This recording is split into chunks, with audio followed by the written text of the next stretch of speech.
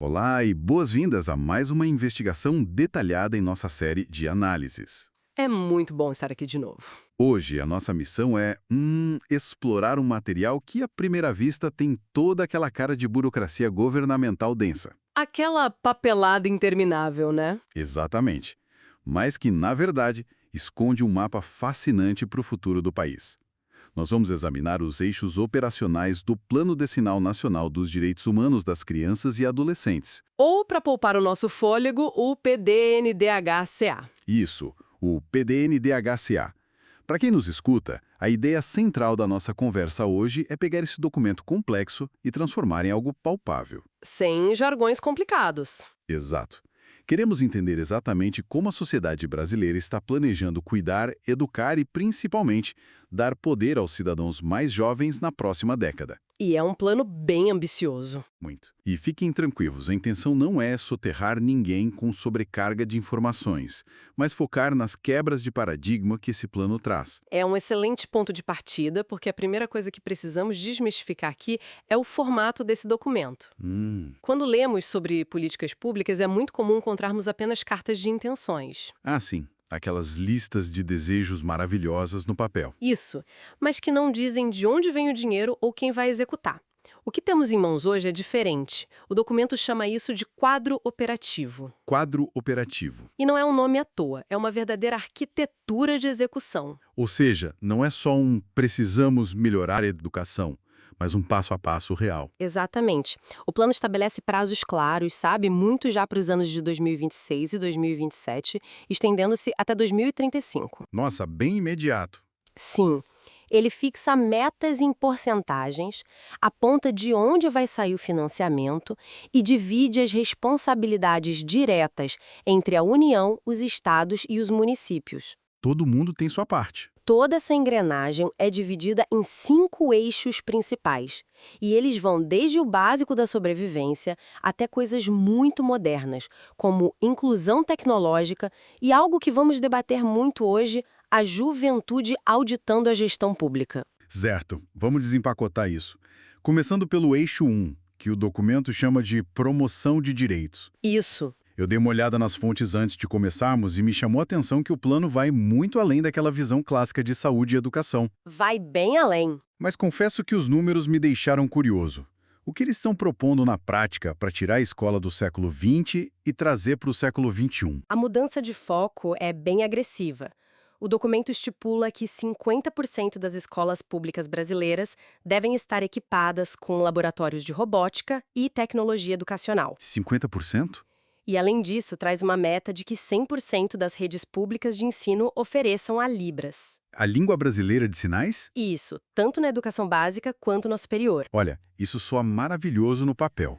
Mas nós sabemos o tamanho do Brasil e a falta de estrutura básica em muitas escolas. Com certeza. Falar de laboratório de robótica, quando tem escola precisando de telhado, não é um pouco utópico? O plano explica como isso se sustenta? É uma preocupação super válida. E é exatamente por isso que o documento amarra essas metas ao financiamento tripartite que eu mencionei antes. Entendi, mas o que é fascinante aqui é entender a filosofia por trás dessa meta.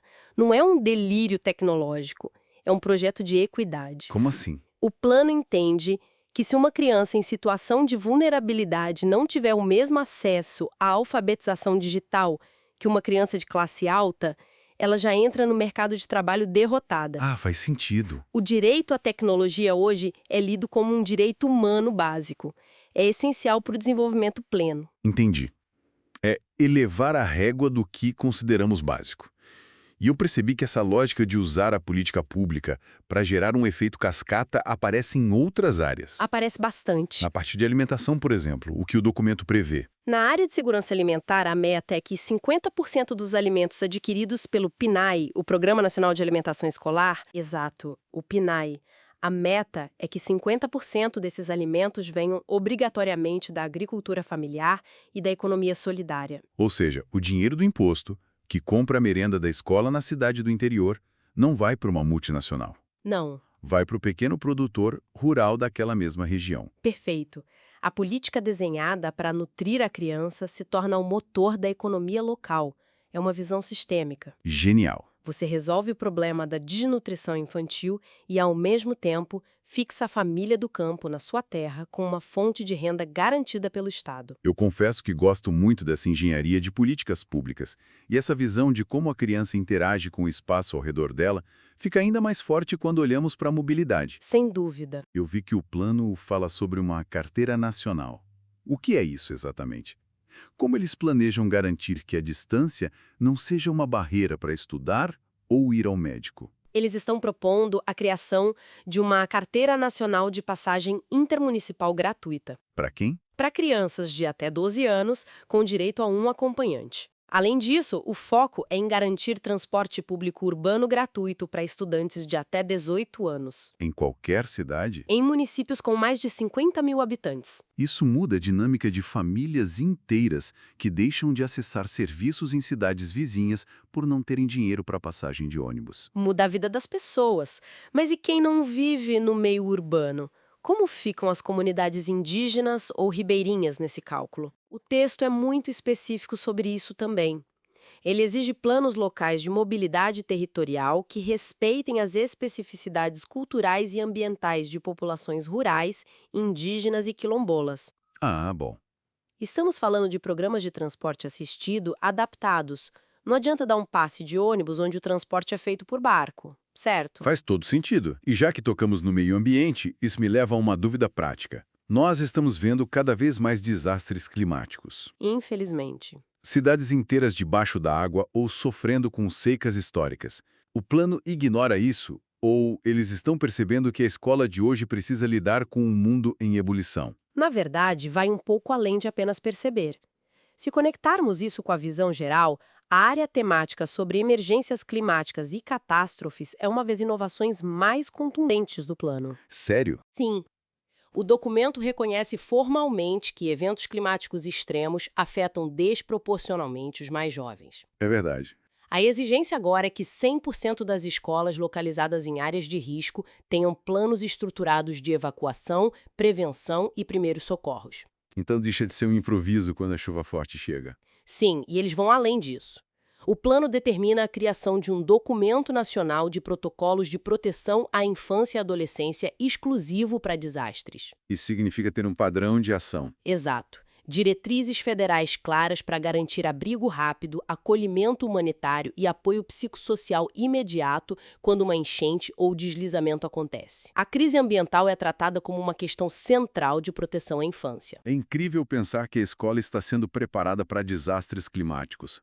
Mas isso me levanta uma dúvida estrutural, que nos leva direto para a engrenagem de defesa, que são os eixos 2 e 4 do documento. Vamos a eles. Porque desenhar todas essas metas lindas de educação, clima e mobilidade é uma coisa.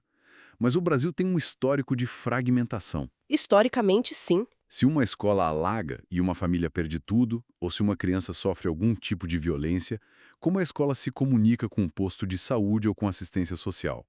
Historicamente, cada órgão vive na sua própria ilha. O plano tenta consertar isso. Tenta e usa a tecnologia como principal ferramenta. A intersetorialidade, que é esse palavrão para definir quando diferentes áreas do governo trabalham juntas, é o grande desafio. É o calcanhar de Aquiles. A solução do plano passa pela criação de um Observatório Nacional Intersetorial de Dados. E a principal ferramenta para isso é a universalização de um sistema chamado CIPIA. Espera, antes de avançarmos, para quem não respira a política pública todo dia, o que é esse CIPIA na prática? Seria como um prontuário único da criança que tanto a escola quanto o hospital podem acessar? É uma excelente analogia. CIPIA é a sigla para Sistema de Informação para a Infância e Adolescência. O plano quer universalizar e regulamentar o uso desse sistema, especialmente o módulo ligado aos conselhos tutelares. Certo. Na prática, se uma criança começa a aparecer com machucados no posto de saúde ou falta muito à escola, essa informação não fica mais presa na gaveta de um diretor ou de um médico. O sistema cruza os dados e acende uma luz vermelha para a rede de proteção? Exato, cria-se uma rede nacional, interoperável. A saúde, a educação, a justiça e a segurança pública passam a falar a mesma língua digital. E isso reduz muito a subnotificação. E agiliza o processo. E, mais importante do que isso, evita a revitimização. Que é ter que fazer a criança contar a história de um trauma 5 vezes para 5 funcionários diferentes. Precisamente, é um desgaste psicológico imenso que o compartilhamento inteligente de dados pode evitar. Mas aí entramos no fator humano. Nós podemos ter o melhor software do mundo, mas quem digita os dados são pessoas. Sem dúvida. Eu vi nas fontes que o documento bate muito na tecla do treinamento dos profissionais do Sistema de Garantia de Direitos, o famoso SGDCA. O que eles estão exigindo de diferente agora? A palavra-chave no documento é abordagem interseccional na formação permanente desses profissionais. E traduzindo do burocratês para o nosso dia a dia, o que é uma formação com abordagem interseccional para um conselheiro tutelar ou um assistente social? Significa que esse profissional não vai apenas ler o Estatuto da Criança e do Adolescente. Ele precisa ir além. Sim, ele é obrigado a passar por formações que incluam letramento anticapacitista para lidar com crianças com deficiência, educação antirracista, noções de equidade de gênero e, muito importante, respeito aos saberes das comunidades tradicionais. Tudo isso na formação básica deles. O plano entende que você não pode proteger uma criança indígena ou uma criança negra de periferia se você não entende as complexidades e os preconceitos estruturais que afetam a vida delas de forma diferente. Ou seja, um atendimento padronizado muitas vezes pode ser um atendimento cego. O profissional precisa ler o contexto. Exatamente. Mas vou fazer o papel de advogado do diabo de novo. O governo gasta milhões treinando esse profissional. 6 meses depois ele pede demissão porque o salário é baixo ou o contrato era temporário. É a realidade de muitos lugares. Como o plano lida com o sucateamento das profissões que cuidam da infância? Esse é, sem dúvida, o calcanhar de Aquiles histórico. E o plano ataca isso com uma meta bem dura: garantir que 70% dos profissionais atuantes nesses sistemas de garantia de direitos sejam concursados. 70% é um número altíssimo para a realidade de muitas prefeituras que vivem de contratos temporários. É altíssimo. E o documento ainda exige a elaboração de um Plano Nacional de Valorização das Carreiras, com piso salarial e plano de carreira definido. Dá uma segurança para o trabalhador. O racional por trás disso não é só garantir um direito trabalhista. É uma questão técnica de eficácia. A proteção de uma criança em vulnerabilidade exige a construção de vínculo. A criança precisa confiar nele. Precisa confiar naquele assistente social, naquele conselheiro. Se a equipe do posto de saúde muda a cada 6 meses por causa de rotatividade ou mudança de prefeito, esse vínculo se quebra e o trabalho volta a estaca zero. A estabilidade do profissional é a estabilidade da proteção da criança. Isso faz todo sentido. Estabilidade gera confiança. E falando em quebrar ciclos históricos, aí é que a coisa fica incrivelmente interessante na nossa análise de hoje. Vamos para a melhor parte. Vamos falar sobre os eixos 3 e 5 do plano. Historicamente, nós, adultos, olhamos para as crianças como recebedores passivos.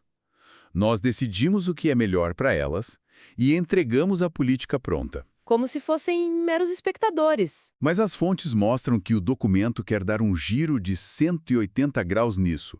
Como eles pretendem colocar a juventude no controle? A mudança conceitual é enorme. O texto passa da ideia de fazer políticas para a juventude para construir políticas com a juventude. Uma diferença sutil nas palavras, mas gigante na prática. E a ferramenta mais disruptiva que o plano propõe para isso é chamada de consulta vinculante. Certo, vamos traduzir isso. Em outras palavras, se a diretora da escola municipal decidir mudar a cor do uniforme escolar no ano que vem e não fizer uma reunião oficial com os alunos, a decisão dela não vale de nada. Os alunos ganham poder de veto. É exatamente isso, e vai muito além do uniforme. Do que mais estamos falando? O documento estabelece que nenhuma deliberação do Sistema Municipal de Ensino sobre o currículo escolar, o calendário de aulas, regras de convivência ou infraestrutura poderá ser homologada sem uma ata comprovando que os alunos, os egressos e a comunidade foram formalmente escutados. Nossa. O poder público não pode mais só colocar uma caixa de sugestões na parede e ignorar. De forma alguma. A consulta é vinculante e o gestor tem a obrigação de apresentar uma devolutiva formal e institucional respondendo às contribuições dos jovens. Isso é forte. Se a prefeitura quiser mudar o modelo de avaliação e não consultar os estudantes com registro formal, a medida perde a validade legal. Isso redistribui o poder dentro das escolas de uma forma que nunca vimos no Brasil. Isso muda tudo. Quando li sobre isso, confesso que fiquei impressionado com a audácia do projeto de criar verdadeiros fiscais cidadãos nas escolas. É o termo perfeito. O documento fala em instituir um painel escola transparente. Como os alunos vão auditar os gastos dos adultos? A ideia central é transparência ativa. O plano exige que jovens tenham acesso a informações detalhadas sobre contratos, quem são os fornecedores da merenda, quais obras estão em andamento na escola, quanto custou o material escolar e a prestação de contas geral. Mas venhamos e convenhamos, ler um balanço contábil da prefeitura é chato até para contadores adultos. Como um adolescente vai se interessar por isso? Aí entra o detalhe genial do plano. Todos esses dados do painel Escola Transparente precisam ser disponibilizados em linguagem simplificada e acessível. Ah, facilita muito. Eles não vão ler planilhas indecifráveis. Vão ver gráficos claros. E o documento ainda determina a criação de rondas cidadãs trimestrais com os grêmios estudantis para acompanhar o uso do dinheiro público ao vivo. É literalmente entregar as chaves da auditoria para quem usa o serviço. É a instrumentalização da cidadania logo cedo. Mas, hoje em dia, a atenção dos jovens está toda no celular. É verdade. Como competir com as redes sociais para engajá-los nessas rondas ou nessas auditorias? As fontes mencionam algo sobre gamificação, certo? Sim, o plano traz o conceito de gamificação da participação cidadã. A diretriz é que as redes de gestão desenvolvam aplicativos e plataformas interativas. Um app da prefeitura focado neles? A ideia é que o jovem possa relatar um problema na comunidade, denunciar um buraco na quadra da escola ou enviar um vídeo curto propondo uma melhoria diretamente pelo celular, como se fosse um jogo de engajamento cívico. Quase como um canal direto de atendimento, mas formatado para a linguagem da internet. E tem algum incentivo real para eles usarem isso, além da boa vontade? Tem, e é um incentivo financeiro. O bolso fala alto. Sempre. O plano estipula a criação de editais de microprojetos com orçamentos reais, dinheiro na mão dos grêmios estudantis e grupos de adolescentes. A ideia é que eles mesmos façam um projeto, recebam a verba e executem ações de esporte, cultura ou lazer. Muito prático. E, escalando isso para o nível da cidade, o documento exige que as emendas participativas no PPA e na LOA tenham recursos reservados apenas para propostas da juventude. Pera, sopa de letrinhas técnica. O que é PPA e LOA na vida real de quem nos escuta e por que os jovens terem espaço nisso é algo tão grande? Bom, o PPA é o Plano Plurianual, que define as grandes metas da Prefeitura para 4 anos. A LOA é a Lei Orçamentária Anual, que é basicamente o orçamento da cidade para o ano seguinte. Entendi. Historicamente, vereadores e prefeitos decidem onde o dinheiro dos impostos vai ser gasto. O que o Plano Nacional está dizendo agora é que uma fatia desse orçamento tem que ser decidida obrigatoriamente pelos grêmios estudantis e pelos comitês de adolescentes. Que virada! O jovem deixa de pedir por favor e passa a ter a caneta na mão para destinar recursos do orçamento municipal. Bom, depois de passarmos por todos esses eixos, desde a merenda escolar até as emendas orçamentárias, acho que é hora de fazermos a nossa grande síntese. Vamos lá. Analisando as engrenagens desse plano governamental, fica muito claro que o Brasil desenhou um projeto de longo prazo com a intenção de operar uma mudança de paradigma colossal. E operou mesmo. O documento busca sistematicamente transformar a figura da criança e do adolescente. Eles deixam de ser sujeitos passivos, que só precisam ser protegidos pelo Estado, e passam a ser treinados como cidadãos ativos. Cidadãos que têm poder real de auditoria, orçamento próprio para gerir e voz com peso de veto na administração das suas cidades. E se quem está nos escutando agora, talvez alguém que não trabalhe com educação ou com direitos da infância, estivesse perguntando por que tudo isso importa para mim? É a pergunta de $1 milhão.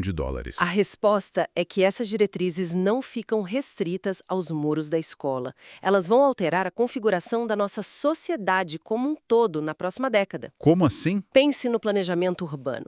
Quando o plano exige rotas de mobilidade seguras e iluminadas para as escolas rurais e urbanas, ele está alterando a infraestrutura viária e a segurança de bairros inteiros. Verdade. digitáveis por aplicativos de celular, ele está forçando uma modernização e um combate à corrupção que beneficia qualquer pagador de impostos. Acaba ajudando todo mundo. E quando obriga a compra de alimentos da agricultura familiar, está injetando dinheiro e sustentando a economia de milhares de pequenos municípios. As políticas focadas na base, na infância, acabam se tornando um motor para o desenvolvimento de infraestrutura, de economia e de governança para toda a população. É aquela ideia de que uma cidade que é boa e segura para uma criança caminhar sozinha, inevitavelmente será uma cidade excelente para qualquer adulto ou idoso viver. O cuidado com a base reforma todo o prédio. Exatamente isso. E para fechar o nosso mergulho de hoje, eu quero deixar um questionamento reflexivo, uma semente provocativa para a nossa audiência levar consigo depois que este áudio terminar. Como nós discutimos exaustivamente aqui, este plano foca intensa e metodicamente em treinar a juventude desde os 12 ou 13 anos de idade, para usar aplicativos de auditoria de gastos, Para exigir total transparência em painéis digitais. para debater orçamentos públicos e para deliberar politicamente nos conselhos com poder de veto. A grande pergunta é: se o país for bem-sucedido nessa missão, O que seria maravilhoso. se conseguirmos formar essa geração inteira de cidadãos hipervigilantes, estruturalmente empoderados e tecnicamente treinados para questionar cada centavo gasto pela diretora ou pelo prefeito, como as nossas atuais estruturas políticas, os nossos partidos e as velhas hierarquias adultas vão lidar com esse novo eleitorado quando ele atingir a maioridade e, inevitavelmente, assumir o controle. É uma excelente provocação. Será que estamos prontos para a geração que nós mesmos estamos planejando criar? É algo para se pensar profundamente. Agradecemos demais a companhia de quem esteve conosco nesta investigação detalhada e até a próxima. Até mais, pessoal.